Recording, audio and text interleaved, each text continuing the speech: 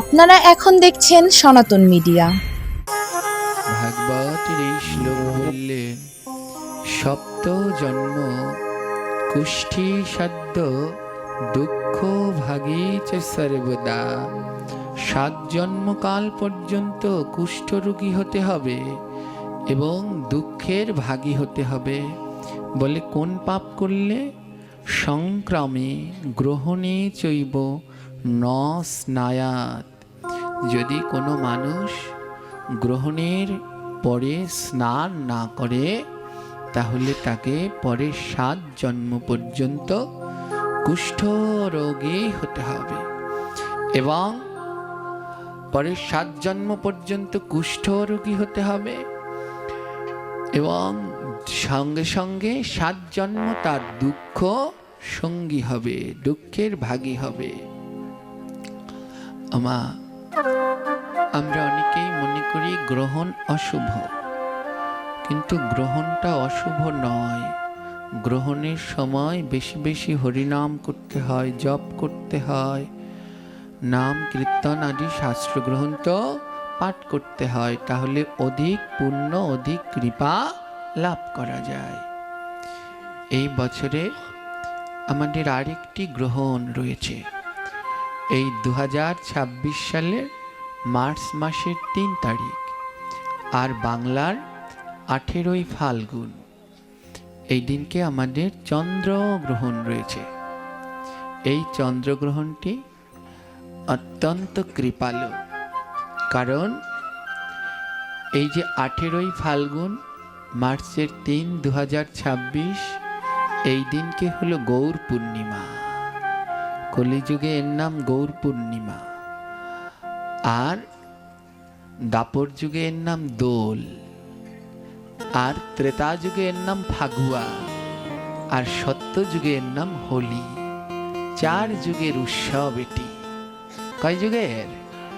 4 যুগে। সত্য যুগে এর নাম কি? হোলি। আর ত্রেতা যুগে ফাগুয়া, আর দাপর যুগে দোল, আর কলি যুগে গৌর পূর্ণিমা। হ্যাঁ, ধ্যান রাখবেন, যেই যেই উৎসবের শেষে যাত্রা আছে এগুলো কোনোদিন বন্ধ হয় না, দিন দিন এর কলেবরতা বাড়ে।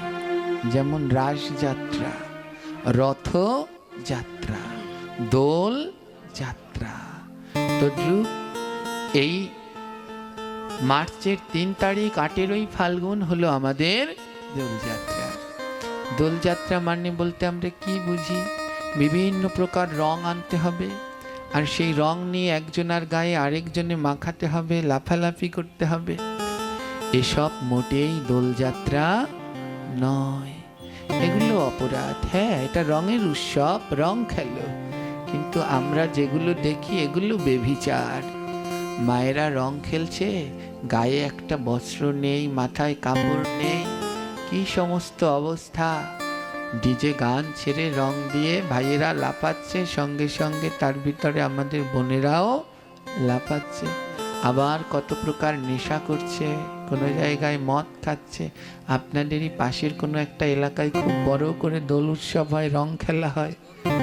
আহারে, কি অবস্থা সেখানে!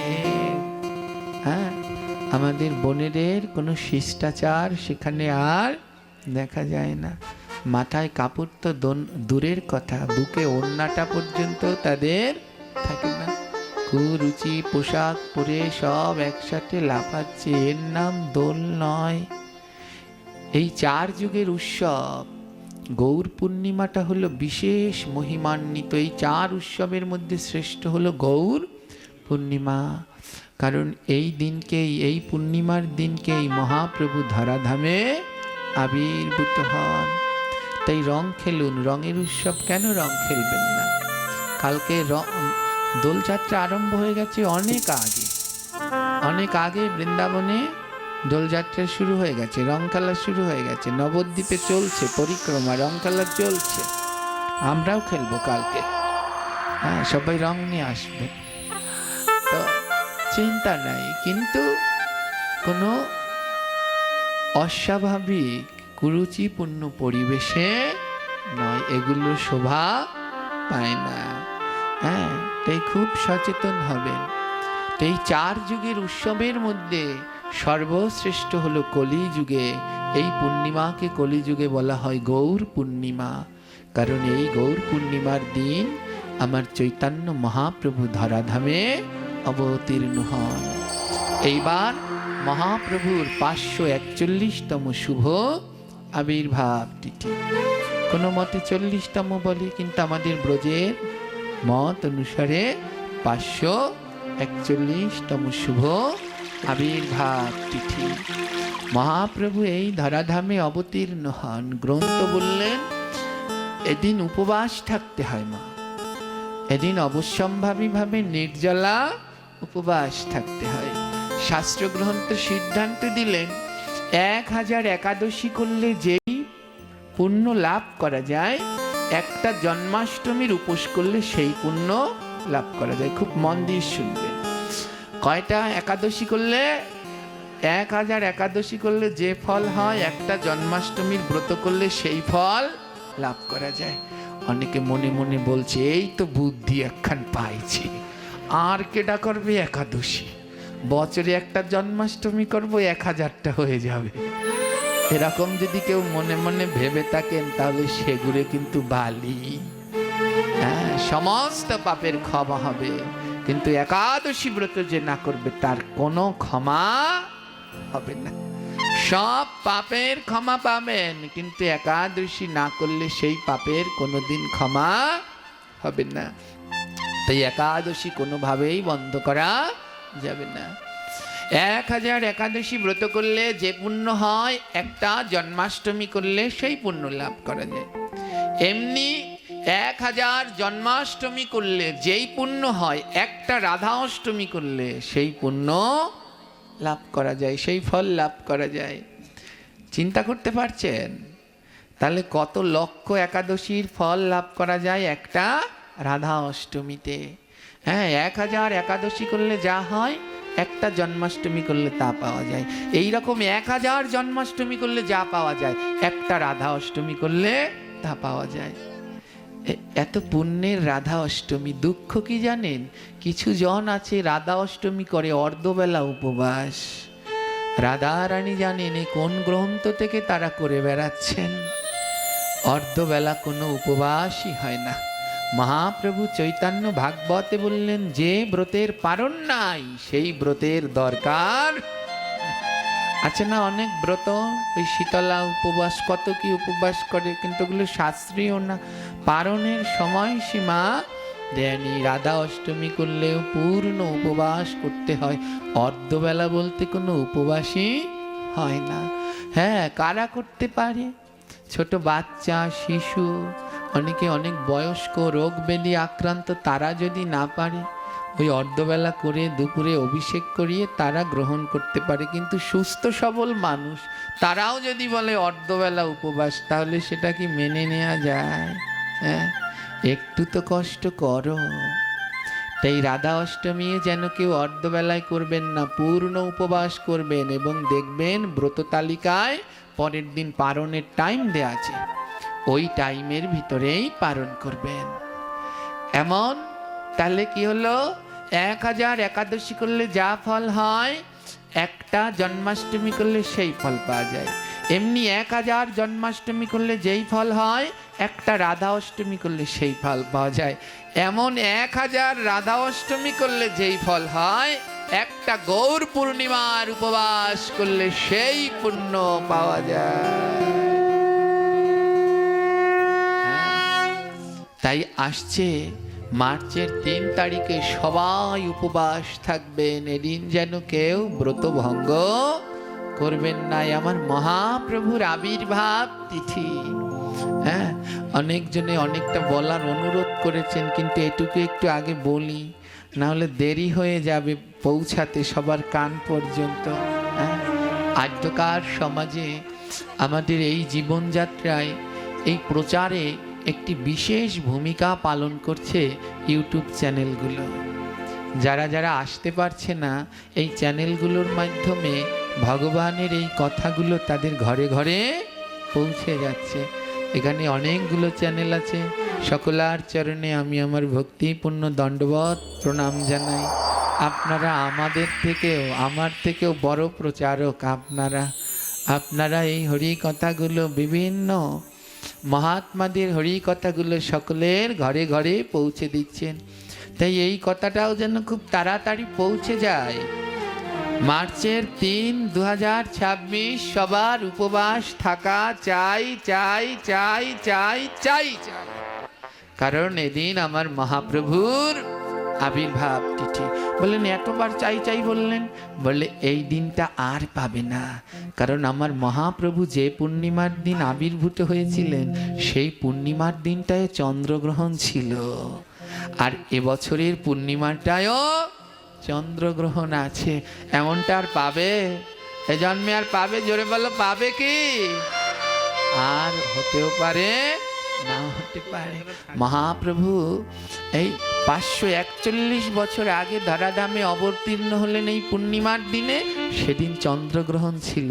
আর এবছরও পূর্ণিমায় ঠিক সেই সন্ধ্যাবেলায় চন্দ্রগ্রহণ হয়েছে।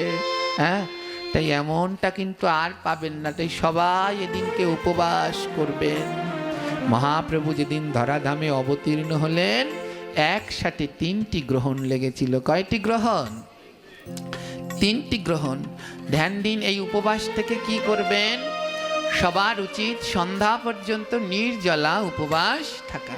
যদি কেউ নির্জলা না পারেন, দুপুরবেলায় ভগবানকে দিয়ে, না পারলে, আবার পারলে না, হ্যাঁ, না পারলে দুপুরবেলায় ভগবানকে ফল, সবজি, সাবু, দুধ ইত্যাদি যেগুলো একাদশীতে পাওয়া যায় অমনি করে দিয়ে পাবেন, প্রসাদ করে। আবার প্রসাদ না দিয়ে পাবেন না।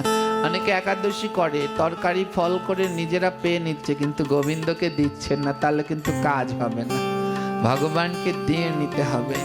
হ্যাঁ, ভগবানকে দিয়ে তারপর পাবেন। আর যারা পারবেন সন্ধ্যা পর্যন্ত উপবাস থাকবেন। এবার যেহেতু গ্রহণ রয়েছে, মহাপ্রভুর অভিষেক শুরু হয় গোধূলি লগ্নে, সন্ধ্যার সময় মহাপ্রভুর অভিষেক শুরু হয়। কিন্তু এবার যেহেতু গ্রহণ রয়েছে, তার জন্যে এবার অভিষেক করতে হবে রাত 8:25 পরে। খুব মন দিয়ে শুনবেন।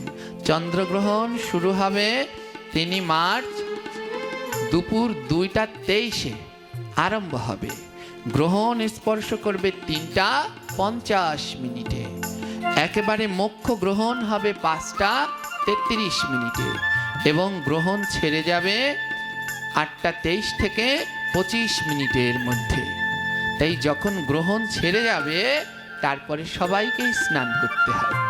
গ্রহণ ছেড়ে গেলে মানুষকেও স্নান করতে হয়। এর জন্যে ওই যে প্রথম শ্লোকটি পাঠ করলাম, গ্রহণ ছেড়ে যাওয়ার পরে যদি স্নান না করে তাহলে কজন্ম কুষ্ঠরোগী হতে হয়? 7 জন্ম। তাই গ্রহণ ছেড়ে গেলে সবাই স্নান করে নিয়ে তারপরে ভগবানকে অভিষেক করাতে হবে। তো কটার সময় করাতে হবে?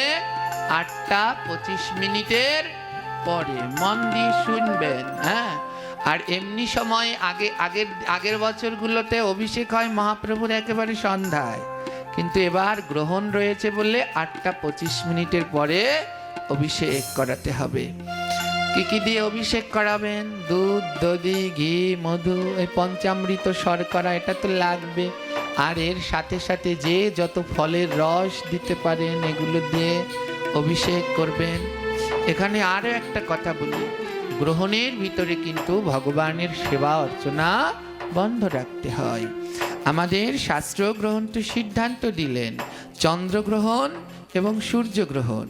চন্দ্রগ্রহণের 9 ঘন্টা আগে সূতক লাগে, তাই সূতক লাগার আগে ভগবানের সেবা সেরে নিতে হয়।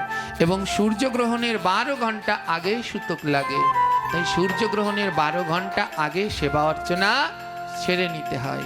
তাই এই 2026 মার্চের 3 তারিখে আপনারা ভগবানের সেবা 6:50 মধ্যে শেষ করবেন। সকাল 6:50 মধ্যে সেবা শেষ করে নিতে হয়। তারপরে ভগবানকে পর্দা দিয়ে ঢেকে রাখতে হয়। এবং যাদের বাড়িতে দেবী বিগ্রহ আছে, যেমন দুর্গা, কালী, মনসা, এগুলো সব ঢেকে রাখতে হয়। গ্রহণের মধ্যে কোনো দেব দেবীর বিগ্রহ দর্শন করলে মহা অপরাধ হয়ে যায়। তাই সুতোক লাগার আগে সেবা বন্ধ করতে হবে। তো কয় ঘন্টা চন্দ্রগ্রহণের কয় ঘন্টা আগে সুতোক লাগে? 9 ঘন্টা। জানেন এগুলো আপনারা মা? আমি কিন্তু তাও বলছি, সুতোক সম্বন্ধে বলতে অনেক সময় লাগবে। চন্দ্রগ্রহণের আগে সেবা সুতোক লাগে 9 ঘন্টা আগে, আর সূর্যগ্রহণের ক ঘন্টা? 12 ঘন্টা। এগুলো মনে রাখবেন। হ্যাঁ, তাই সুতোক লাগার আগে বিগ্রহ সেবা বন্ধ করতে হয়। তাই যেহেতু চন্দ্রগ্রহণ 9 ঘন্টা আগে, তাই 6:50 ভিতরে আপনাদের গৃহের ভগবানের সেবা শেষ করে ফেলবেন। ভগবানকে স্নান করে পুষ্প তুলসী দিয়ে ভোগ লাগিয়ে সমস্ত সেবা শেষ করে তারপর পর্দা দিয়ে ঢেকে রাখবেন। কখন খুলবেন? গ্রহণ শেষ হলে 8:25। তারপরে ভগবানের অভিষেক করাবেন। তো এমন দিন কিন্তু আর পাবেন না, কারণ এই দিনটার সাথে সেই দিনটার বড় মিল আছে। 541 বছর আগের দিন আর এই বছরের দিনটার সাথে বড় মিল আছে। কারণ মহাপ্রভু যেদিন আবির্ভূত হলেন সেদিনও চন্দ্রগ্রহণ ছিল। শুধু এক গ্রহণ নয়, মহাপ্রভু আবির্ভূত হওয়ার সময় 3টি গ্রহণ লেগেছিল। কয়টি গ্রহণ? অনেকে প্রশ্ন করবেন, এ তো বাপ দাদার বয়সে শুনিনি। গ্রহণ একসাথে হলে 2টা হইতে পারে, চন্দ্র আর সূর্য। আরেকটা গ্রহণ কোথাতে হলো? আর চন্দ্রগ্রহণ তো রাত্রের বেলায়, তো রাত্রে একসাথে তো চন্দ্র আর সূর্যগ্রহণ লাগতে পারে না। পদকর্তা খুব সুন্দর করে কীর্তন করলো, যেই কালে মহাপ্রভু জনম লইলা, যেই কালে মহাপ্রভু জনম লইলা, আহা যেই কালে মহাপ্রভু জনম লইলা, আহা যেই কালে মহাপ্রভু জনম লইলা। আরে একসাথে 3 গ্রহণ জগতে লাগিলা, একসাথে 3 গ্রহণ জগতে লাগিলা, একসাথে 3 গ্রহণ জগতে লাগিলা, একসাথে 3 গ্রহণ জগতে লাগিলা।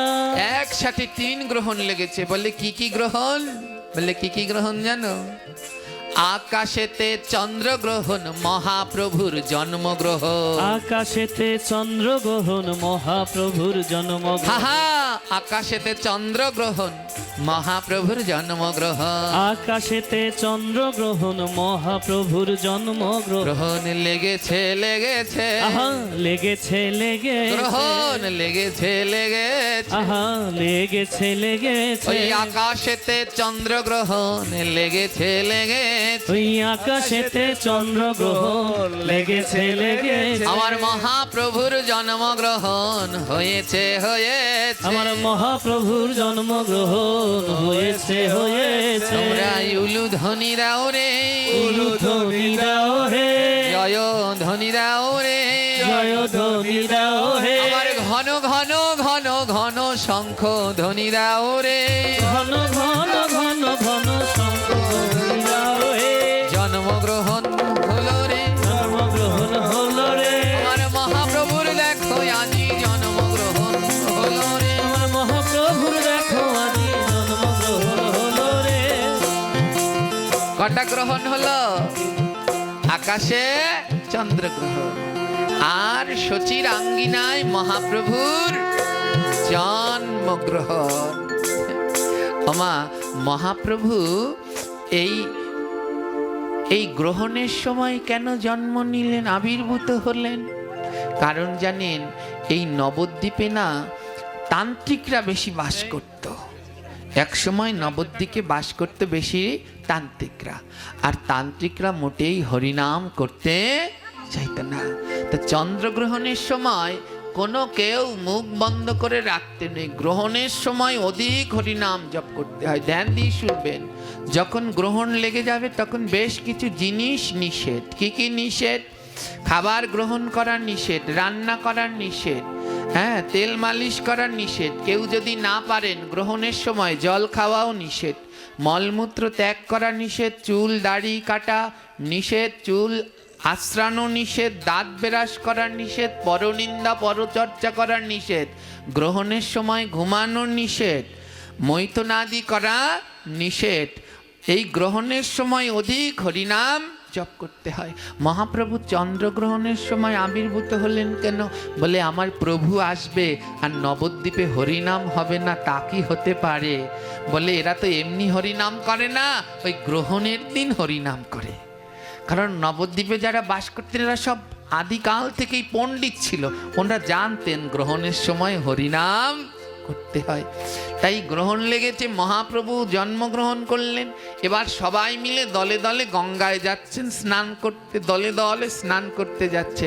আর যখন যাচ্ছে তখন কি করছে? ভক্তবৃন্দের নাম গ্রহণ, ভক্তবৃন্দের নাম গ্রহণ, হা ভক্তবৃন্দের নাম গ্রহণ, ভক্তবৃন্দের নাম গ্রহণ। আকাশেতে চন্দ্রগ্রহণ, মহাপ্রভুর জন্মগ্রহণ। আকাশেতে চন্দ্রগ্রহণ, মহাপ্রভুর জন্মগ্রহণ। আবার ভক্তবৃন্দের নাম গ্রহণ, ভক্তবৃন্দের নাম গ্রহণ। আজ তিনি গ্রহণে লেগে, আহা তিনি গ্রহণ লেগে, আমার মহাপ্রভু এসেছে, তিনি গ্রহণ লেগেছে।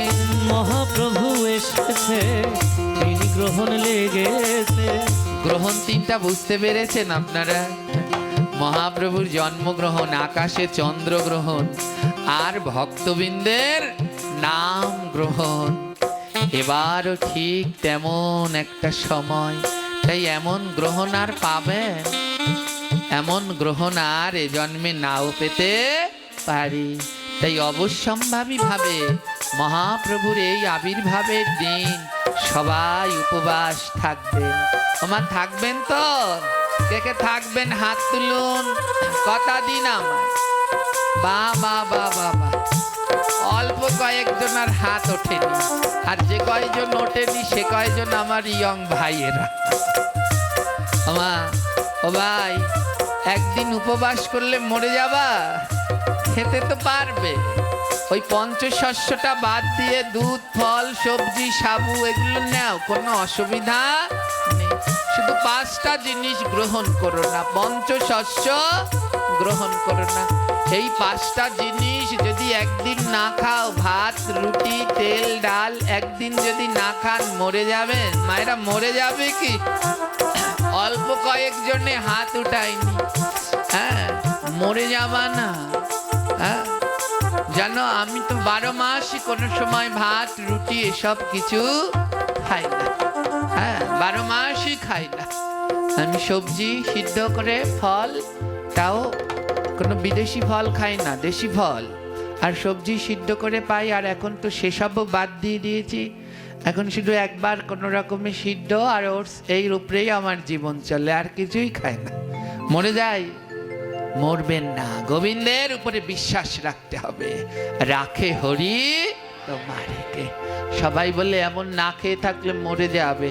ঠিক মতো খেও, খেও কেন? খেলে তো মরে। আমি তো খাই না, আমি তো প্রসাদ নেই। হ্যাঁ, একটা হলো খাওয়া, আরেকটা হলো পাওয়া। টেবিল চেয়ারে বসে থালে করে যেগুলো গ্রহণ করেন ওটা হলো খাওয়া, আর গোবিন্দকে দিয়ে যেটা নেন ওটা হলো প্রসাদ পাওয়া। আরে খেলে মরবে, আর প্রসাদ বাঁচলে, প্রসাদ পেলে অনন্তকালও টিকে থাকতে পারবে। ওটা গোবিন্দের প্রসাদ, ওটা পাওয়া। তাই একদিন উপবাস করলে কিচ্ছু হবে না, একদিন ভাত না খেলে মরে যাবেন না। তাই সবাই কথা দিয়ে যান, এই গৌর পূর্ণিমার দিনকে সবাই ব্রত করবেন। ব্রত করে মহাপ্রভুকে অভিষেক করিয়ে তারপরে মনের আনন্দে রং খেলবেন, কিন্তু সবাই শিষ্টটা বজায় রেখে।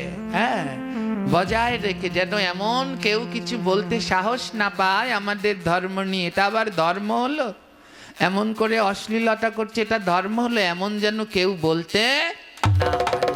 তেমনি ভাবে সবাই রঙও খেলবেন, আবার আমার মহাপ্রভুর আবির্ভাব তিথিও পালন করবেন। সবাই কিন্তু 3 তারিখে উপবাস থাকবেন। এবার হাত তুলুন তো, আর যারা যারা হাত তুলবেন সবার নামে একটা করে জয়ধ্বনি দেব। যারা যারা উপবাস থাকবেন ভাইরা তোলো, হাত দুটো তুলে ফেলো, কিচ্ছু হবে না। একদিন না খেয়ে থাকলে মরবা না, হ্যাঁ, এই যে দেখুন আমাদের পার্শ্ববর্তী ইসলাম ধর্মী 1 মাস রোজা থাকছে, ছোট্ট বাচ্চাটিও 30টা রোজা, আর এই একটা দিনের জন্য হাত তুলতে ভয় পাও? হায় রে, তলো তলো সবাই কথা দাও যে গৌর পূর্ণিমার দিন উপবাস থাকবো। জয় জয় শ্রীনিতাই গৌর প্রেমানন্দে, গৌর হরি হরি বল। জীব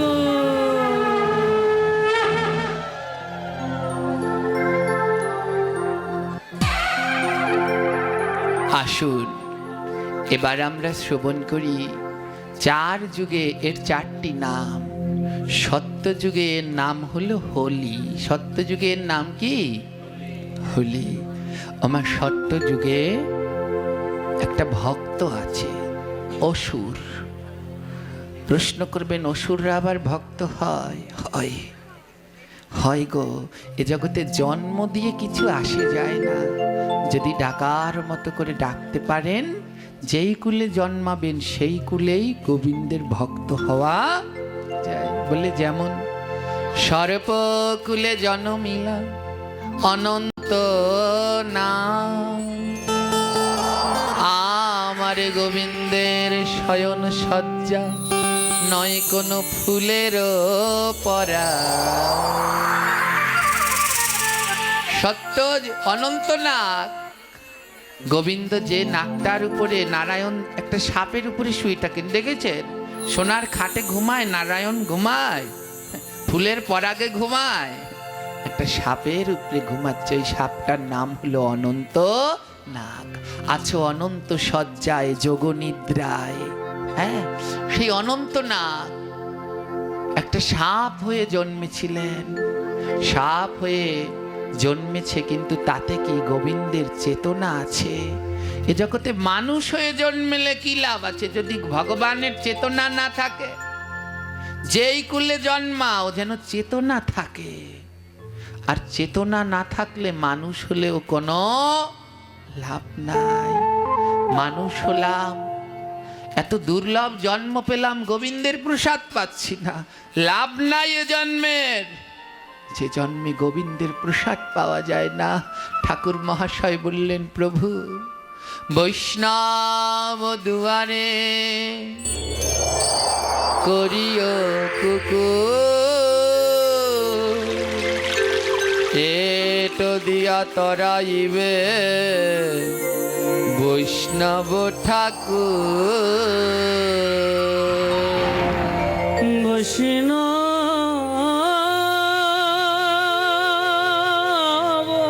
রাধে রাধে, বৈষ্ণব ঠাকুর,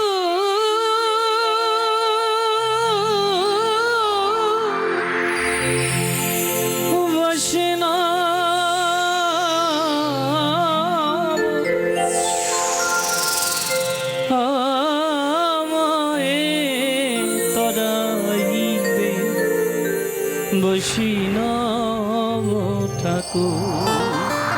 ও প্রভু, আমার মানব জন্ম লাগবে না। যে জন্মে মানুষ হয়ে গোবিন্দের প্রসাদ পাওয়া যায় না, ও জন্ম আমার চাই না। তার থেকে আমায় একটা কুকুর বানিও। কিন্তু গোবিন্দ কোনো বড়লোক বাড়ির দরজার কুকুর না, রাস্তার কুকুর না, আমায় বৈষ্ণবের দুয়ারে কুকুর বানিও। বলে কেন? বলে বৈষ্ণবের দুয়ারে কুকুর হলে ওই বৈষ্ণব প্রতিদিন গোবিন্দকে ভোগ না দিয়ে প্রসাদ পায় না, আর ভোগ না দিয়ে প্রসাদ পায় না। আর ওই প্রসাদটা যখন আমায় প্রসাদ পাওয়ার পরে সে উচ্ছিষ্ট থাকবে, সেটা আমায় দেবে। আর ভক্তের উচ্ছিষ্ট যদি পাই, তাহলেই তো আমি উদ্ধার হব। ঠাকুর মহাশয় গাইলেন, ভক্তের ওই উচ্ছিষ্ট তাহে মোর মনোনিষ্ঠ, বৈষ্ণবের নামেতে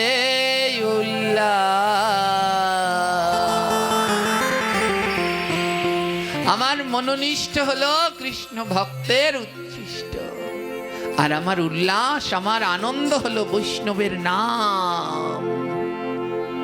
ওই নাম আমার আনন্দ। আর আমার মনোনিষ্ঠ হলো ভক্তের প্রসাদ। তাই ঠাকুর মহাশয় বললেন, এ মানব জন্মের থেকে আমায় কুকুর করো, যেন বৈষ্ণবের দুয়ারের কুকুর হই, আর তার দুয়ারে কুকুর হয়ে দিনন্তে যেন তার উচ্ছিষ্ট এটো প্রসাদ পায়। জানেন, এ জগতে নিচু না হলে কোনোদিন গোবিন্দ পাওয়া যায় না, নিচু হতে হয়, নিচু হতে হয়। কোনোদিন নিজেকে উঁচু ভাববেন না। আমাদের এখনো সমাজে বিভিন্ন গ্রামে অঞ্চলে রয়েছে, কেউ যদি প্রসাদ বুঝি হয় তাদের অনেক প্রশ্ন করে, আমরা মাছ খেয়েছি বলে কি অপবিত্র? আমরা তোমাদের ভোগেরটা ধরতে পারবো না, আমরা তোমাদেরটা ছুঁতে পারবো না। এমনটা নয়। কেউ যদি প্রসাদ বুঝি হন, তার মনের ভিতরেও নিচুতা দৈন্যতা থাকতে হয়, যে আমার মতো পাপী আর দ্বিতীয়টি নেই। সদা সর্বদা নিচু হতে হয়। এ জগতে সেই বৃক্ষ ফল দেয় যেই বৃক্ষ বেশি নিচু। দেখবেন, যদি ফলবতী বৃক্ষকে চেনার উপায় কি, ওরা লম্বা হয় না, নিচু হয়। আর এ জগতে সেই মানুষ কৃষ্ণ পায় যে নিচু হতে জানে। মহাপ্রভু বললেন, তৃণদপি শুনিছেন তরেব সহেশ, আমার নিনা মন দেন কীর্তনে সদা, আমার নিনা মান দেন। যে তোমায় মান দেয় না তাকেও মান দাও।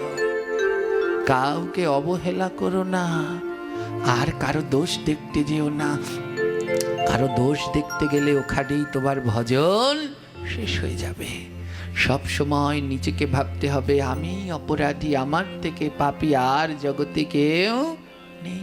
যদি এমনটা ভেবে আমরা আগাতে পারি, তাহলে মা, তাহলে গোবিন্দকে পাওয়া যায়। এ জগতে সব পাপী মুক্তি পাবে, জানেন, সব পাপী মুক্তি পাবে। শুধু একটা পাপী মুক্তি পাবে না, ওই পাপীর নাম হলো জ্ঞান পাপী। সব পাপীও মুক্তি পাবে, শুধু একটা পাপী মুক্তি পাবে না, জ্ঞান পাপী। আমার মতো যারা আছেন, জ্ঞান পাপী মানে বুঝেন, জ্ঞান আছে এটা করতে নেই, কিন্তু তারপরেও করে। জ্ঞান আছে এটা অপরাধ, জীব হত্যা অপরাধ, জ্ঞান আছে তারপরেও করে। বৈষ্ণব নিন্দা অপরাধ, জ্ঞান আছে তারপরেও করে। এগুলোর নাম হলো জ্ঞান পাপী।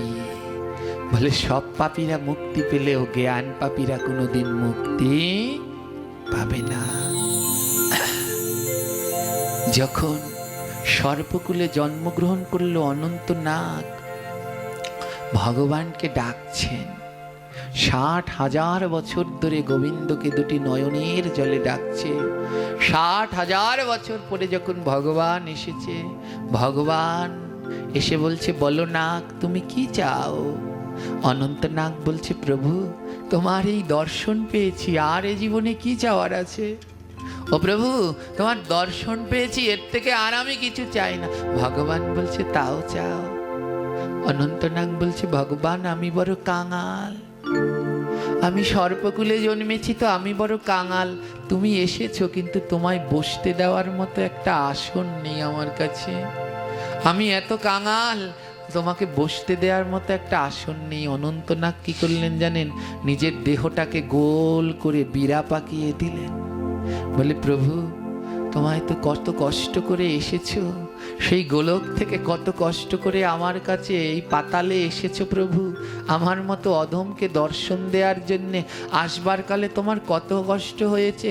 তোমার বসতে দেওয়ার মতো তো আমার জায়গা নেই, আমার দেহটা বিছিয়ে দিলাম। বসবে ভগবান একবার, আমার যে আর বসতে দেওয়ার কিছু নেই, দেহটা বিছিয়ে দিলেন। বসবে প্রভু। যখন গোবিন্দ আমার, রাধারানী আমার দই পাশরা নিয়ে মথুরায় বিক্রি করতে যেতেন, আর গোবিন্দ আমার দাড়ি হয়ে ওই রাস্তার প্রহরী হয়ে দাঁড়াতেন, দান নিতেন। একটা লীলা আছে, দান লীলা। তৎকালীন সময় রাস্তা দিয়ে হেঁটে গেলে কর দিতে হতো। ভগবান সখীদের রাস্তা আটকে দিয়েছেন। এই সখীগণ তোমরা মথুরায় গিয়ে দধি দুগ্ধ বিক্রি করেছো, হ্যাঁ আমার দান দিয়ে যাও, রাস্তার কর দিয়ে যাও, দান দিয়ে যাও। সখীগণ বলল কি দান চাই? ভগবান বললেন দেহদান, দেহদান, দেহদান। সখীগণ বললেন নে, দান চাইছে দুটো করি দিয়ে দে। করি দিয়ে দিলেন। ভগবান বললেন নেই না। কি নাও? কেন? ওই যে বললাম দেহদান, দেহদান, দেহদান। সখীরা মনে করছে দেহ মানে দেও, দেহ মানে দেও দান, দেও দান। গোবিন্দ বললেন আমি ওই দান না, দেহ দান। এই দেহটাই আমায় দান করে দাও। ওগো ব্রজাঙ্গনা, এ দেহটা তোমাদের নয়, এ দেহটা গোবিন্দের ভেবে গোবিন্দকে দিয়ে দাও। দেহদান, দেহদান, দেহদান। এ দেহ যে আমার গোবিন্দের, গোবিন্দকে দিয়ে দাও না। কি করলেন জানেন? আজ অনন্তনাগ দেহটাকেই দান করলেন। প্রভু বসবে একবার, আমার দেহটাকে তোমার বসার উপাধিও করে গোল করে দিয়েছি, একবার বসবে আর আমার ফনাগুলো দিয়ে তোমায় ছায়া দেব, একটু বিশ্রাম নিয়ে যাও না ভগবান। কতটা দূর থেকে এসেছো। এ জগতে 60,000 বছর তপস্যা করার পরে যদি কেউ কিছু চাইতো, ভগবান বলছে অনন্তনাগ আজ যদি তুমি স্বর্গমত্ত পাতাল চাইতে আমি দিয়ে দিতাম, আর তুমি চাইছো আমার বিশ্রাম। এ জগতে যারা কৃষ্ণ ভক্ত তারা সারাদিন শুধু আমার গোবিন্দের সুখের চিন্তা করে, কি করলে আমার গোবিন্দ ভালো থাকবে সেই চিন্তা করে। তারা রান্না করতে গেলে নিজের মুখের স্বাদের কথা ভাবে না, তারা রান্না করতে গেলে ভাবে আমার গোবিন্দের প্রিয় উপাদেয় কোনটি, প্রিয় বস্তু কোনটি। থোর মোচা দেখলেই তাদের মনে পড়ে গৌরের কথা, গাটি কচু কচুমুখী দেখলেই মনে পড়ে রাধা রানীর কথা। এ জগতে যারা ভক্ত তারা সদা সর্বদা ভগবানের কথা ভাবে। ভগবান বলল অনন্ত আজ যদি তুমি স্বর্গমত্ত চাইতে আমি তোমায় তাই দিয়ে দিতাম, কিন্তু তুমি তা না চেয়ে আমার সুখের জন্যে, আমার বসবার জন্যে তোমার দেহটা বিছিয়ে বলছো একবার বসো। ভগবান বলল বসবো না, আমি শুয়ে পড়বো। আর কথা দিলাম যতদিন এই চন্দ্র সূর্য থাকবে আমি সোনার বিছানা দিলেও তাতে শোব না। এই অনন্ত নাগের শয্যায় আমি অনন্তকাল ধরে নিদ্রা। হরিবল হরিবল। বলে দেওয়ার মতো করে যদি দিতে পারো, দেওয়ার মতো করে যদি দিতে পারো ভগবান আসে। অসুর কুলে জন্মেছিলেন সত্য যুগে ভক্ত প্রহ্লাদ। পিতার নাম হিরণ্যকশিপু, মাতার নাম কয়াধু, শিক্ষা গুরু স্বর্ণমর্ক। পরম কৃষ্ণ ভক্ত, ভক্ত শ্রেষ্ঠ প্রহ্লাদ। আজ প্রহ্লাদের পিতা চায় না প্রহ্লাদ কৃষ্ণ শিক্ষায় শিক্ষিত হোক। প্রহ্লাদ এমন কৃষ্ণ ভক্ত হলেন কেমনে? বলে যে সময় প্রহ্লাদ তার মায়ের গর্ভে ছিল তখন প্রহ্লাদ নারদ ঋষির আশ্রমে ছিল। নারদ ঋষির কাছে অমৃতময় কথা গর্ভে বসেই প্রহ্লাদ শিখে নিয়েছিল। আজ স্বর্ণমর্ক প্রহ্লাদকে পড়াচ্ছে। বলো বলো গো প্রহ্লাদ একবার বলো ক, বলো বলো গো প্রহ্লাদ বলো ক। গুরুদেব বলছে বলো একবার ক বলো, আদর্শ লিপি পড়াচ্ছে। প্রহ্লাদ বলছে কতে কৃষ্ণ ছাড়া কিছুই হয় না, কতে কৃষ্ণ ছাড়া কিছুই তো নাই। বলো না, বলো বলো গো প্রহ্লাদ একবার বলো খ, বলো বলো গো প্রহ্লাদ একবার বলো খ। বলে খোল করো তাল যথা আমিও আছি তথা, খোল করো তাল যথা আমিও আছি তথা। আরে এটা না, এটা না, বলো বলো গো প্রহ্লাদ প্রহ্লাদ একবার বলো গা। বলো বলো গো প্রহ্লাদ একবার বলো গো। আরে গড়াগড়ি দেব আমি ভক্তের ধুলা যথা। গড়াগড়ি দেব আমি ভক্তের ধুলি যথা। বলো বলো গো প্রহ্লাদ একবার বলো ঘ। বলো বলো গো প্রহ্লাদ একবার বলো গো। বলে ঘুরে ঘুরে নাই, ঘুরে ঘুরে গাইব নাম বৃন্দাজি যথা। ঘুরে ঘুরে গাইব নাম বৃন্দাজি যথা। আরে বলো বলো গো প্রহ্লাদ একবার বলো বলো একবার প্রহ্লাদ আর উচ্চ স্বরে গাইব নাম জীবের লাগিয়া। উচ্চ স্বরে গাইব নাম জীবের লাগিয়া। ওকে যতই পড়ানোর চেষ্টা করে, বলো ক, ও বলে কতে কৃষ্ণ ছাড়া কিছুই হয় না। খ বলো, বলে যেখানে খোল করো তাল সেখানেই আমার গোবিন্দ। গ বলো, বলে যেখানে আমার গোবিন্দের নাম সেখানে গড়াগড়ি দেব। ঘ বলো, ঘুরে ঘুরে গাইবো আমার প্রভুর নাম। উম বলো, উচ্চ স্বরে। এখন আধুনিক বাংলায় উচ্চ স্বরে লিখতে রস্যু ব্যবহার করা হয়, আর আগে উম ব্যবহার করা হতো। উচ্চ স্বরে গাইব আমার গোবিন্দের নাম। কোনোভাবেই প্রহ্লাদকে এই জড়জাগতিক শিক্ষা শেখানো যাচ্ছে না। প্রহ্লাদ কৃষ্ণ শিক্ষায় শিক্ষিত। বলে এ জগতে যে গোবিন্দ শিক্ষায় শিক্ষিত, তাকে কি আর কোনোদিন এই জগতের শিক্ষায় কিছু করা যায়?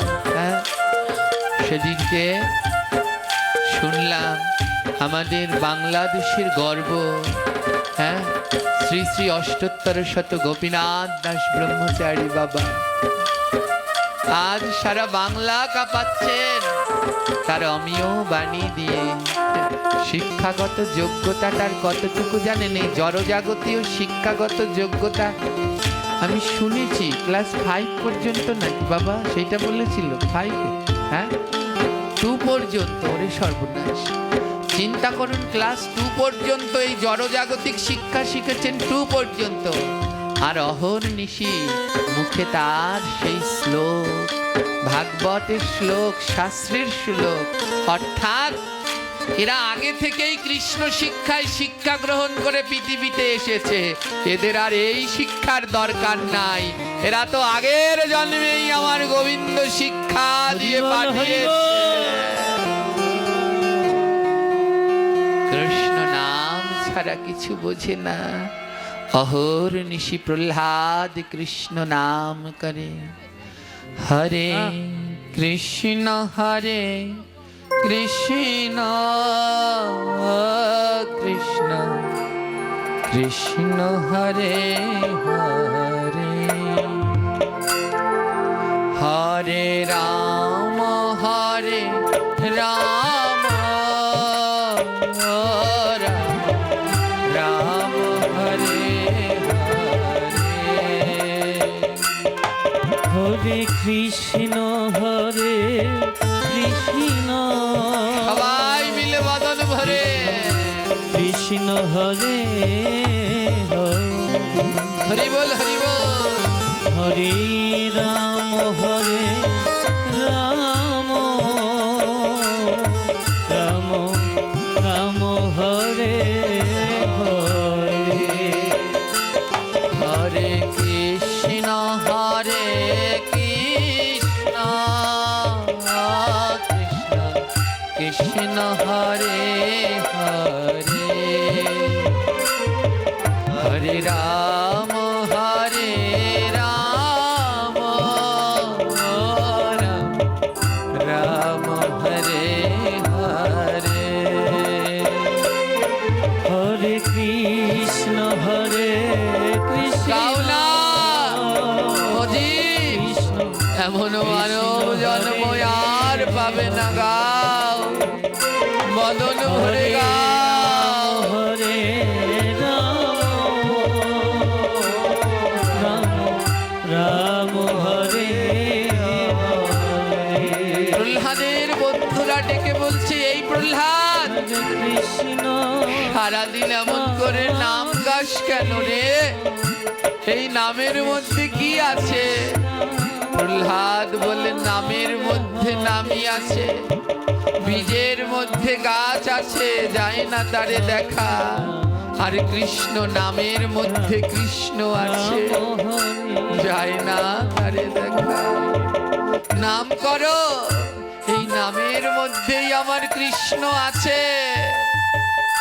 বন্ধুদের বলছে, বন্ধু তোরাও আমার সাথে সাথে বল না, হরে কৃষ্ণ হরে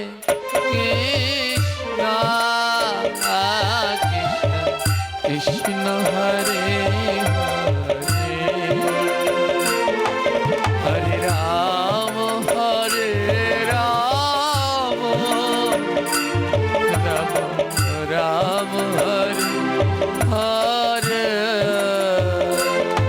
হরে কৃষ্ণ হরে সবাই বদন ভরে বলো, কৃষ্ণ হরে হরি বল হরি বল। হরে রাম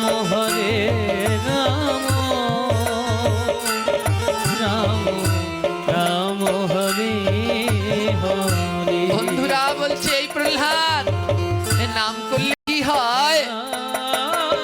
কি হয় জানিস? আমার ভগবান গোলকে থাকে রে, আর আমরা তো এই অসুর লোকে। এ জগতে গোবিন্দকে গোলক থেকে যদি কেউ নামাতে পারে তাহলে তার নাম হলো নাম। নামে নামি নামে, আমার নামীকে যদি কেউ নামাতে পারে সে হলো নাম। গাও না বন্ধু, বদন ভরে নাম গাও। হরে কৃষ্ণ হরে কৃষ্ণ কৃষ্ণ হরে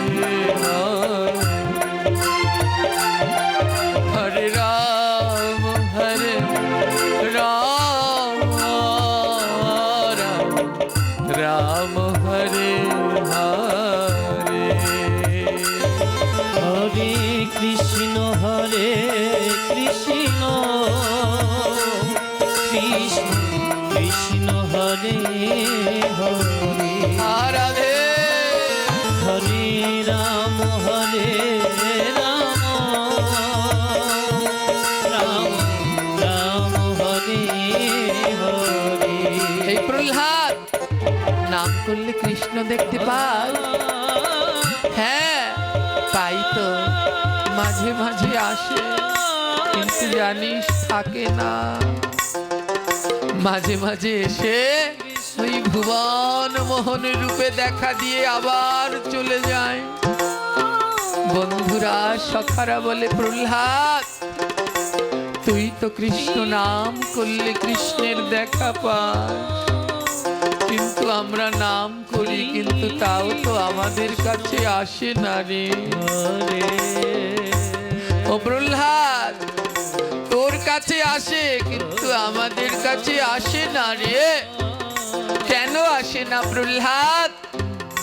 এক পাশে দাঁড়িয়ে মহাজন বলছে, এ জগতে কৃষ্ণ তার কাছে আসে গো যে বদনে নাম করে আর নয়নের জলে ভাসে। কৃষ্ণ আমার তার কাছে আসে।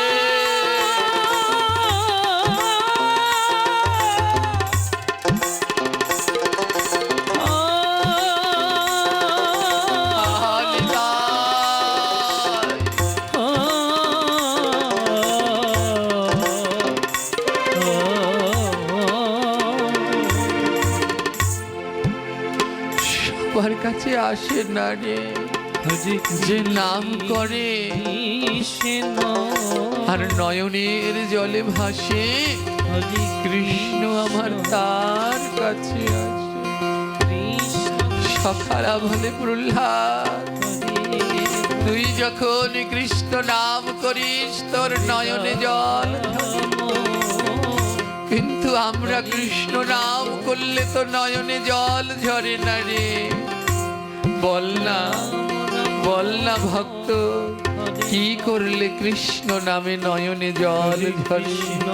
বলে দে আমার প্রাণের ভক্ত, কেমন করলে আমার নয়নেও কৃষ্ণ নামে জল ঝরবে? ভক্ত বলল কেমন করে জানো? যারা ভক্তের অঙ্গ পরশ করে, ভক্ত অঙ্গ পরশ করে, যারা ভক্তের পরশ করে, যারা ভক্ত অঙ্গ পরশ করে, বলে তাদের নয়নে জল ঝরে। যারা আমার ভক্তির অঙ্গ পরশ করে, বলি তাদের নয়নে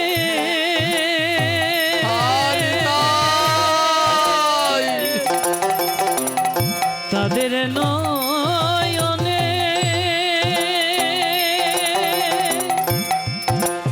বলি তাদের নিতাই গৌর প্রেমানন্দে হরি হরি বল। তাদের নয়নে জল ঝরে।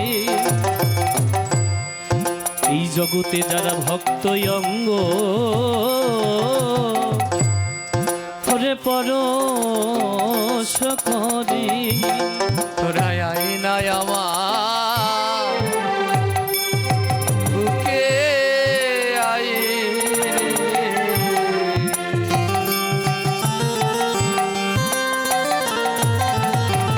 তোরা আই রে আমার বুকে আই রে, বলি আয় একবার আমার বুকে আয় রে। আমার গোনা দিন হরিব বয়ে যাই, তোরা আই রে আমার বুকে আই রে, হরি আমার গোনা দি গৌর হরি হরি আমার হরি বল।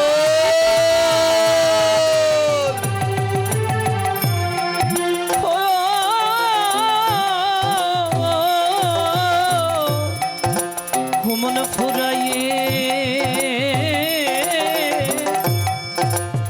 ফুরাইয়ে গেল, বলি আয় একবার আমার বুকে আয় রে। ভক্ত আমার পারের চিঠি এসে গেছে, আমার ওই ভব পারের চিঠি এসে গেছে। ও ভক্ত আমার পারের চিঠি এসে গেছে রে। এ জগতে ভগবান আমাদের নেয়ার আগে 5খানা চিঠি পাঠায়, বলে চিঠিগুলো কি? যেদিন এই কাঁচা চুলের এক গাছ চুল সাদা হবে, মনে রাখবেন একখানা চিঠি এসে গেছে যাওয়ার জন্য। প্রভু সংবাদ পাঠিয়েছে তোমার কাঁচা চুল সাদা হতে শুরু করেছে। ও জীব আর দেরি করো না, জপের মালা নাও, প্রতিদিন 16 মালা জপ করো জীব, তোমার যে 16 আনা জমা দিতে হবে। দ্বিতীয় চিঠি, যেদিন আর চোখে আগের মতো দেখা যায় না, সুই ভরতে সুতো ভরতে পারা যায় না, চোখগুলো ঝাপসা হয়ে আসছে, চপসা নিতে হচ্ছে, জমের দ্বিতীয় চিঠি। তৃতীয় সুন্দর চামড়াগুলো ঘুচকাতে শুরু করেছে। চতুর্থ, দাঁতগুলো নড়তে শুরু করেছে। আর পঞ্চম, গায়ের শক্তি শেষ, লাঠি সম্বল হয়েছে। 5টা চিঠি পাঠিয়ে দিয়েছে গো, যাওয়ার সময় হয়েছে। কই, আমি তো দেখতে পাচ্ছি না। ভগবান আমায় চিঠি পাঠিয়েছে, আমার যাওয়ার সময় হয়েছে, আমি তো বুঝতে পারছি না। বলে বুঝবে কি করে ভক্ত? মহাজন বলল, গোবিন্দ দূরে নয়, গোবিন্দ তোমার অন্তরেই আছে, কিন্তু তুমি দেখতে পাচ্ছ না। বলে কেন পাচ্ছি না? কেন পাচ্ছ না জানো? আর আকাশে যদি কুয়াশা থাকে, সূর্য দেখা যায় না।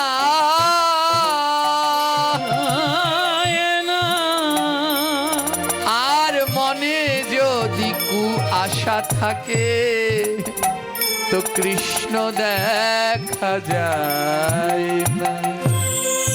দুই নয়নে,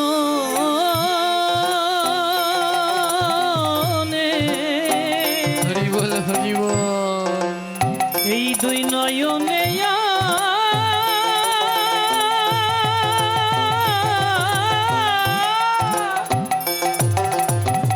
দুই নয়নে কুয়াশা থাকলে কৃষ্ণ দেখা যায়। আকাশে সূর্য যেদিন কুয়াশা পড়ে, সেদিন আর সূর্য দেখা যায় না। কুয়াশা 2 প্রকার হয় গো, একটা হয় আকাশে, আরেকটা হয় মনে। আকাশে কুয়াশা পড়লে সূর্য দেখা যায় না, আর এই মনের মধ্যে যদি কুয়াশা থাকে, তাহলে সারা জীবনেও কৃষ্ণ দেখা যায় না। মা, আমাদের মনের মধ্যে যে কুয়াশায় ভরে গেছে, একটা সুয়াশা নাই, শুধু কুয়াশা কুয়াশা আর কুয়াশা। কেমন করে কৃষ্ণ দেখবো গো? ভক্ত জিজ্ঞেস করেছে, ওগো বৈষ্ণব ঠাকুর, বলে দাও না, আমার মনের কুয়াশা কিভাবে দূর হবে? কিভাবে দূর হবে জানো? তুমি যাইও মধুর সাধু সঙ্গে, তুমি যেও মধুর সাধু সঙ্গে। আর ভক্তের ধুলা মাইখয়ঙ্গে, আর ভক্তের ধুলি মেখো অঙ্গে। তুমি যাইও তুমি যাইও মধু সাধু সঙ্গে। আর ভক্তের ধুলা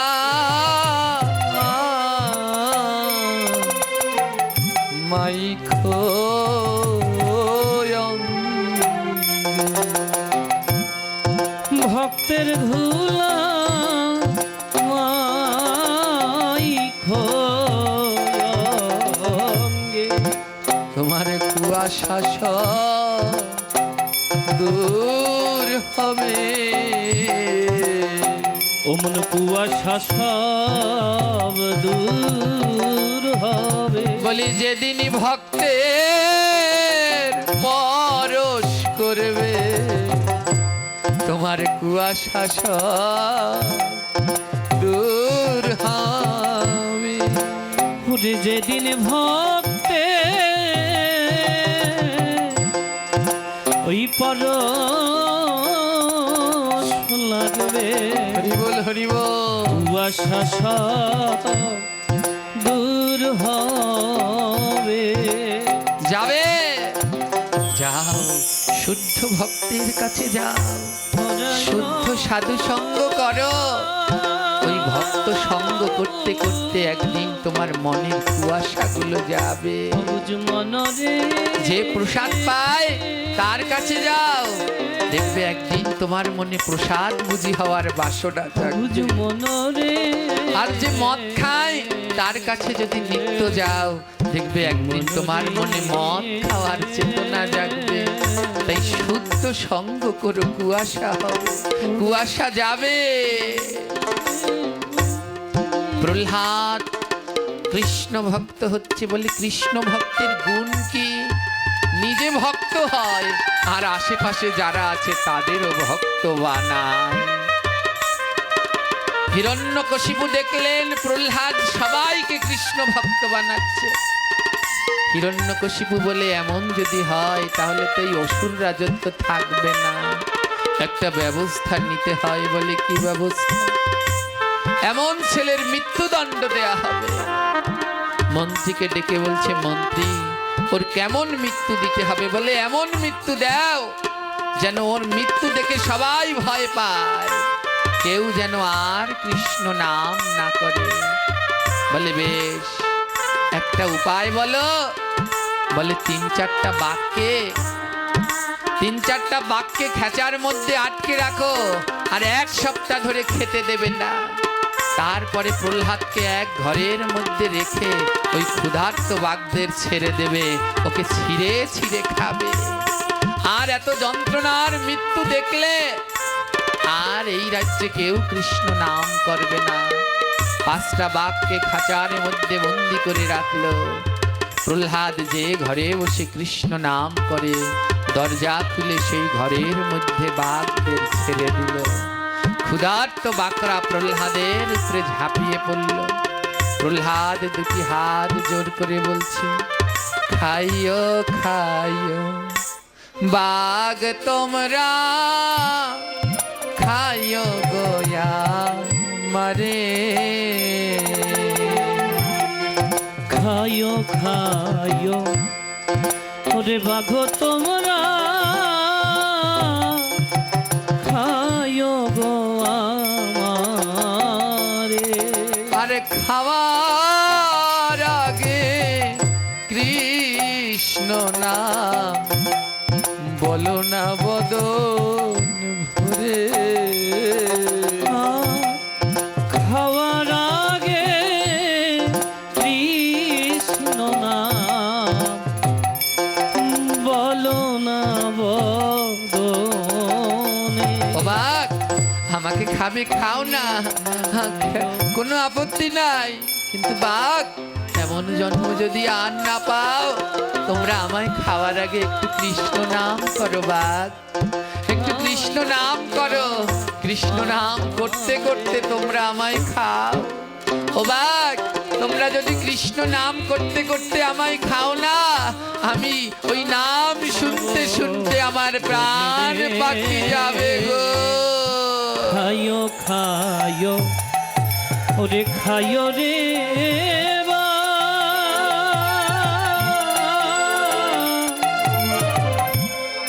খায়ো গোয়া হরি বল হরি বল। ওরে খাওয়ার আগে মধুর কৃষ্ণ নাম শোনাওয়া আমারে। তোমরা যখন আমায় খাবে একটু কৃষ্ণ নাম শোনাবে।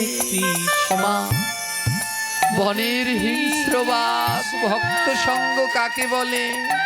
প্রহ্লাদের মতো ভক্তের সঙ্গ পেয়ে বনের হিংস্র বাঘরা বসে পড়েছে, প্রহ্লাদ নাম গাইছে আর বাঘেরা বসে বসে শ্রবণ করছে। আর নামে যখন প্রহ্লাদ প্রেমাবিষ্ট হচ্ছে, ভক্ত জ্ঞানে বাঘদেরকে বুকে জড়িয়ে ধরে প্রেমালিঙ্গন করছে। রাম রাম হরে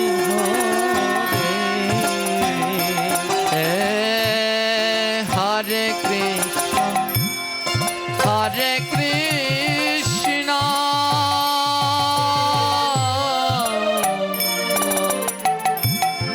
কৃষ্ণ কৃষ্ণ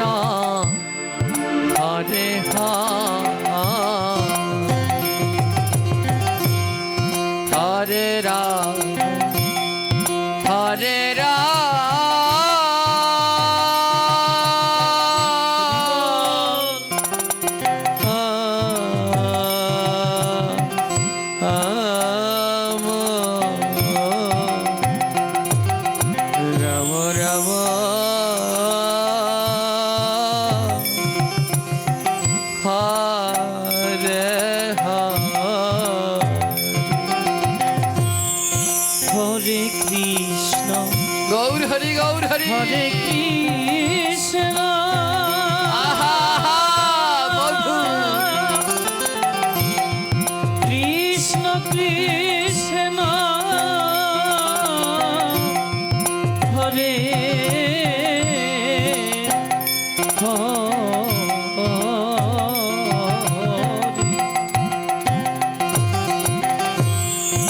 হরে রাম রাধে হরে রাম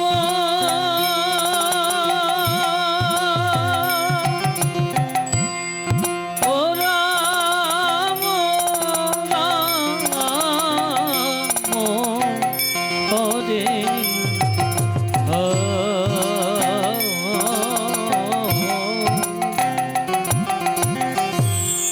জানেন সেদিন ভক্ত পরশুপে হিংস্র বাকরাও কৃষ্ণ নাম করেছিল।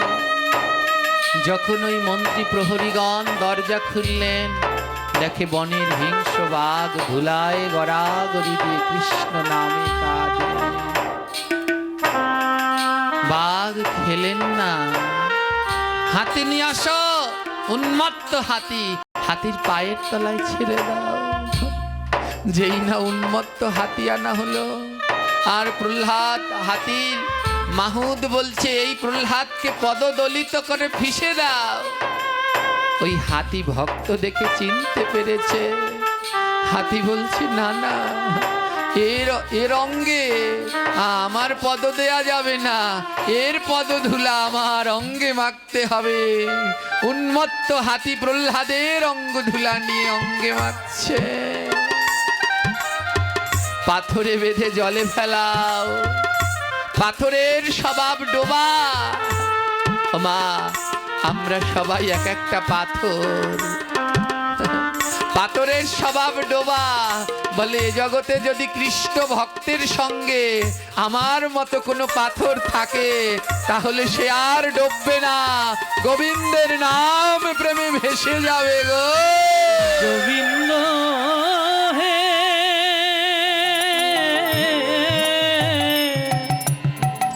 গোবিন্দ গোবিন্দ আমার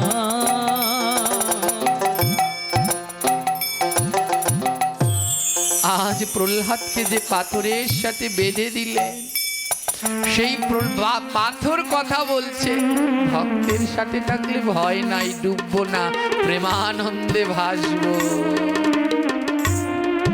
প্রেমানন্দে ভাসিয়া বেড়াবো। গয়াধুকে দিয়ে হিরণ্যকশিপু বিষ মাখানো লাড্ডু পাঠালো, গোবিন্দকে নিবেদন করলো। মা বলল প্রহ্লাদ খাস নে, ওর মধ্যে বিষ আছে। প্রহ্লাদ বলছে ও মা, গোবিন্দকে নিবেদন করলে বিষ ও অমৃত হয়ে যায় মা, ও আমার গোবিন্দের নিবেদিত প্রসাদ। বিষ মাখানো লাড্ডু খেলো, প্রহ্লাদের কিছু হলো না। কত রকম মারার চেষ্টা, কিছুতেই মারতে পারছে না। হিরণ্যকশিপু বলে এবার আমি কি করি?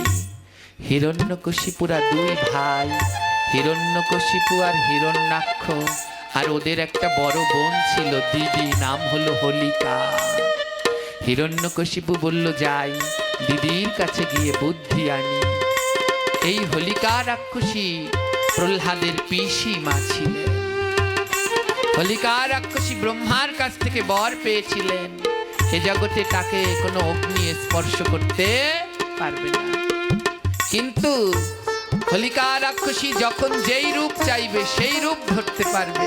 অগ্নি, সূর্য, বাতাস যেই রূপ বলবে সেই রূপ ধরতে পারবে।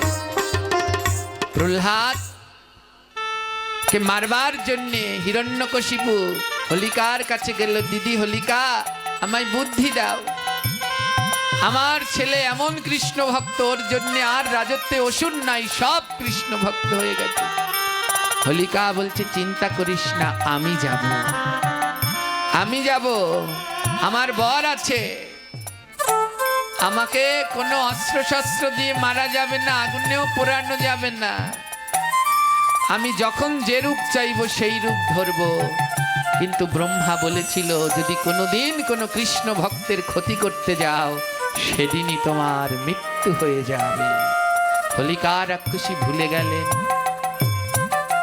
হোলিকা রাক্ষসী হিরণ্যকশিপুকে বলল, যা ভাই, গিয়ে একটা ঘর বানা, লতা পাতা খড় কুটো দিয়ে একটা ঘর বানা। ছোটবেলায় খেলতেন, রান্নাবাটি খেলতেন, ঘর বানাতেন কলা পাতা দিয়ে, সুবরি পাতা দিয়ে। হ্যাঁ, বানিয়েছেন? কে কে বানিয়েছেন রান্নাবাটি খেলার?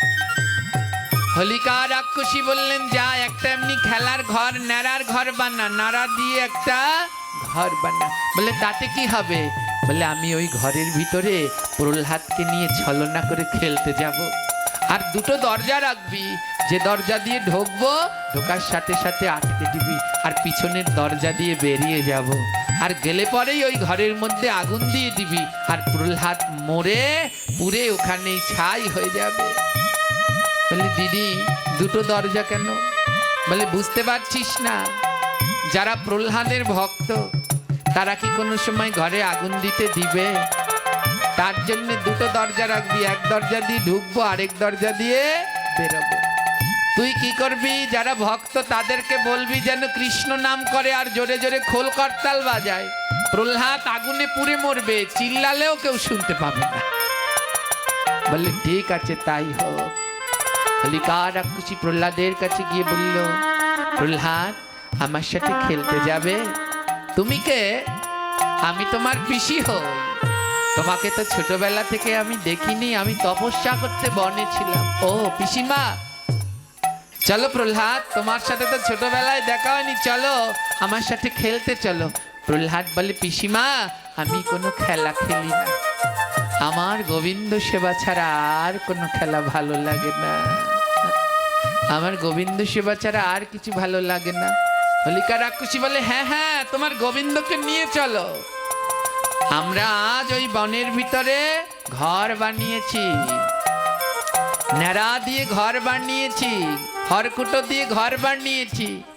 ওর ভিতরে তোমার ভগবানকে, গোপালকে রাখবে, আর তারপরে রান্না করে ভোগ লাগাবে, সেই খেলা খেলবো। তবে চলো চলো। ঘর বানালো সেই ন্যাড়া দিয়ে। হোলিকার কাছে 7 রং জমা ছিল, যেই সময় যে রং খুশি তিনি ধারণ করতে পারতেন। ভাইকে বললেন, ভাই।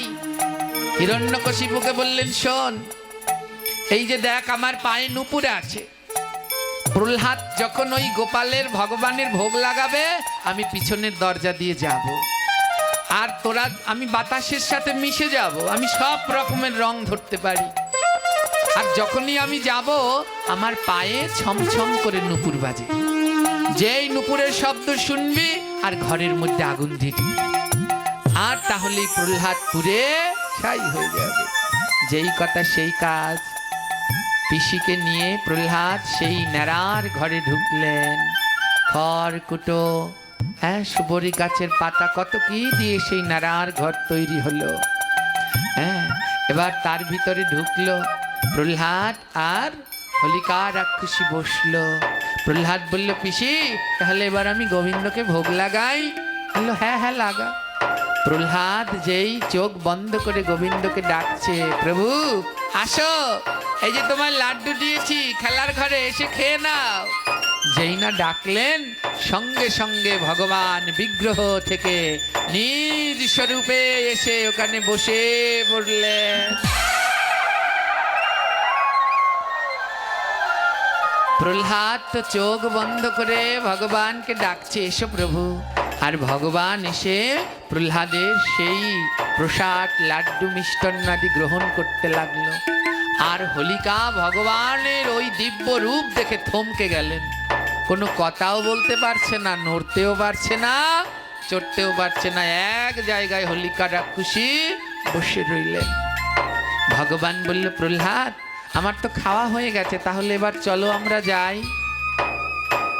প্রহ্লাদ বলল, তাহলে যাই। ভগবান বলল, শোনো, আসবার সময় আমি তোমার কোলে এসেছিলাম, আর এবার যাওয়ার সময় তুমি আমার কোলে যাবে। বলল, বেশ তাই হোক। ভগবানের কোলে উঠে পড়লেন প্রহ্লাদ, আর ভগবান পিছনের রাস্তা দিয়ে, ভগবানও তো যে কোনো রূপ ধারণ করতে পারে, বাতাসের সাথে মিশে ভগবানও চলে যাচ্ছে। আমার ভগবানের চরণেও নূপুর ছিল, আর ঝমঝম করে নূপুর বাজছে। যখন গোবিন্দ যাচ্ছে প্রহ্লাদকে কোলে নিয়ে, আর নূপুর বাজছে। ঘরের মধ্যে কে আছে? জোরে বলুন, কে আছে? হোলিকা রাক্ষসী। হিরণ্যকশিপু বলে, ওই তো দিদি যাচ্ছে, নূপুরের শব্দ শোনা যাচ্ছে। তার মানে প্রহ্লাদ এখন ঘরের মধ্যে একা, দিয়ে দাও আগুন। আমার প্রহ্লাদ ঘরের মধ্যে আছে, জোরে বলুন, আছে। প্রহ্লাদকে কে নিয়ে যাচ্ছে? অর্থাৎ শিক্ষা। বলে, তুমি যদি গোবিন্দকে কোলে করে নিয়ে যাও, একদিন গোবিন্দ তোমায় কোলে করে ভব নদী পার করে দেবে। তাই নাও না গো, গোবিন্দকে কোলে নাও। কোলে নেয়া মানে বোঝেন? ওমা, এটার নাম কি? এটার নাম কি? জোরে বলেন। জপমালা। এটা কোথায় রাখে? এই কোলের কাছে, গলার কাছে রাখে না? এই জপমালার মধ্যে 108 জন বাস করেন, আর তার মধ্যে যে সুমেরু মালা, ওই মালাটার মধ্যে বাস করেন রাধা আর কৃষ্ণ। মহাজন বললেন, কোলে নাও, জপমালা নাও, নিয়ে গলায় নিয়ে জপ করো। যদি জপ করো, একদিন তোমাকেও আমি ভবনদী পার করে দেব। তাই সবাই জপমালা গ্রহণ করবেন। যারা এখনো জপ করেন না, সবাই জপমালা নেবেন, মালা জপ করবেন। এবার ভগবান তো যাচ্ছেন প্রহ্লাদকে নিয়ে, আর গোবিন্দের চরণের নূপুর বাজছে। হিরণ্যকশিপু মনে করেছে তার ভাই যাচ্ছে, বোন যাচ্ছে, আর দিয়ে দিল ন্যাড়ার ঘরে আগুন। আর পুরে ছাই হয়ে গেল হোলিকা রাক্ষসী। আর যখন ওই আগুন দিয়ে দিল, সবাই মিলে উচ্চ স্বরে কীর্তন করছে, আর হোলিকা রাক্ষসী তোর মধ্যে চিৎকার করছে, বাঁচাও বাঁচাও। হিরণ্যকশিপু বলে, আরো জোরে করো, আরো জোরে করো। ও তো মনে করছে প্রহ্লাদ পুড়ে মরছে, কিন্তু কে পুড়ে মরছে? হোলিকা রাক্ষসী।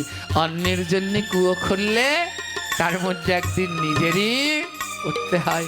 পুরে ছাই হয়ে গেলেন হোলিকা রাক্ষসী। জগতের 7টা রং নিজের দেহের মধ্যে করে রেখে দিয়েছে হোলিকা রাক্ষসী। যেই পুরে ছাই হয়ে গেল, হোলিকা রাক্ষসীর দেহগুলো 7টা রঙে পরিণত হলো। 7টা রঙে পরিণত হয়ে গেল।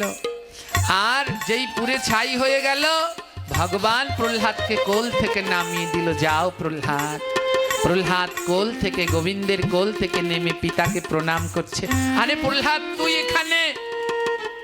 আমি এখানে থাকবো না, কোথায় থাকবো? তাহলে ও ঘরের মধ্যে কে ছিল? কেন? পিসিমা ছিল। পিসিমা ছিল আমার বোন হোলিকা। হ্যাঁ, ভগবান বলল, দেখো কেমন লাগে হোলিকা, তুমি ভক্তের ক্ষতি করতে গেলে, তাই তুমি নিজেই পুড়ে ছাই হয়ে গেলে। ভগবান বড় সন্তুষ্ট হলো। বলো প্রহ্লাদ, তুমি কি চাও? প্রহ্লাদ বললেন, গোবিন্দ, হোলিকা আমার পিসি তো, আর আমি এই বংশের ছেলে, আমার পিসির যেন কোনো কষ্ট না হয়। আমার পিসিকে নিজ গুণে তুমি উদ্ধার করে তোমার চরণে ঠাঁই দিয়ে দাও প্রভু। হোলিকা রাক্ষসী পুরে হলো 7টা রং, আর প্রহ্লাদ সেই রং নিয়ে গোবিন্দের চরণে দিয়ে দিল, নাও প্রভু, আমার পিসিকে তোমার চরণে ঠাঁই দিয়ে দাও। হোলিকার রং থেকে হোলির সৃষ্টি হলো। হোলিকার রং থেকে হোলির সৃষ্টি হলো। এবার প্রেমানন্দে বদন ভরে হরি হরি বল। প্রেমানন্দে বদন ভরে হরি হরি বল।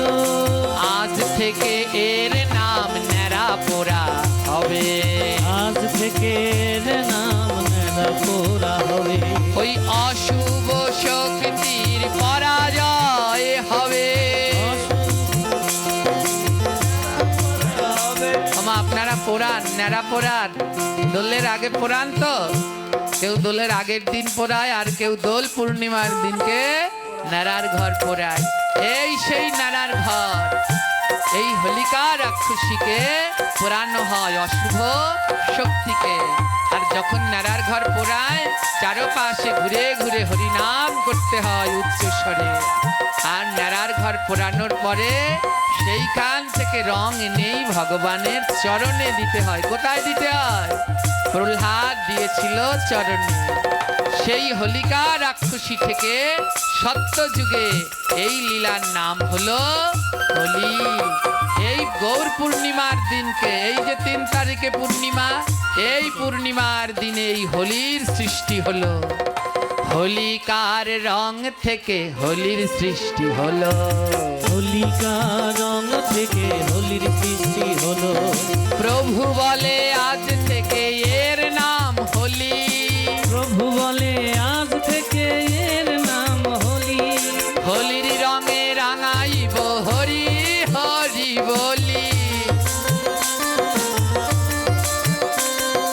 এবার প্রহ্লাদ ফিরে এসেছে তো সবার আনন্দ, সবাই ওই হোলিকা যেখানে পুড়ে ছাই হয়ে গেছে সেই রং নিয়ে সবাই একজন আরেকজনকে মাখাচ্ছে। আর সত্য যুগের উৎসব হয়ে গেল হোলি। হোলি অনেকদিন আগেই শুরু হয়ে গেছে বৃন্দাবনে। খেলবেন নাকি রং? জোরে বলুন।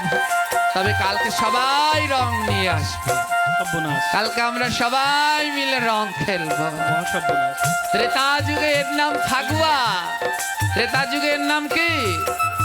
একবার মা সীতার বড় মন খারাপ হলো। এই হোলি উৎসবে ভগবানকে একটি ফুল দিতে হয়। জানেন ফুলটার নাম কি? ভান্ডির ফুল, ভাইট ফুল বলে কেউ কেউ, চিনেন?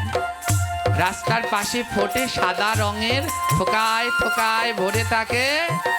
বৃন্দাবনে একটি বনই আছে, ভান্ডির বন। ত্রেতা যুগে মা সীতার মন খারাপ হয়ে গেল, তাই রামচন্দ্র কি করলেন? বিভিন্ন ফুল, ফাগুন মাসের ফুল এনে সেই ফুল দিয়ে মা সীতাকে এই পূর্ণিমার দিনকে সাজালেন। সেই থেকে এর নাম হলো ফাগুয়া পূর্ণিমা। ওই ফাগু ফুল মানে ভাইট ফুল দিয়ে সাজালো। চিনে ভাইট ফুল দেন না আপনারা? এদিন দিতে হয় ভগবানকে। হ্যাঁ, এর জন্য দেখবেন ওই ভাইট ফুলের গায়ে লাল আবিরের চিহ্ন, রং রয়েছে এখনো, সাদা ছিল এক সময়।